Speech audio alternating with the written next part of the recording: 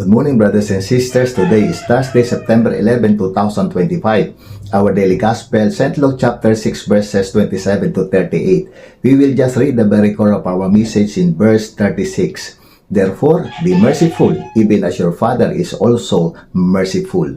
The gospel of the Lord. Our message, the lesson of love. First, love is forgiving. When someone has hurt or done something bad to you, that is an opportunity to love them. Forgive and bless them instead of fighting back. Ang pag-ibig ay mapagpatawad. Kapag may nakasakit o nakagawa ng masama laban sa iyo, iyon ay isang pagkakataon para mahalin sila. Patawarin at pagpalain sila sa halip na lumaban. Second, love is helping. When someone is in trouble or in need, don't hesitate to help even if they cannot return the help you gave. It is better to give help than to be helped. Ang pag-ibig ay pagtulong kapag ang isang tao ay may problema o nangangailangan. Huwag magkatubiling tumulong kahit hindi niya maibalik ang tulong na ibinigay mo. Mas mabuting tumulong kaysa tulungan.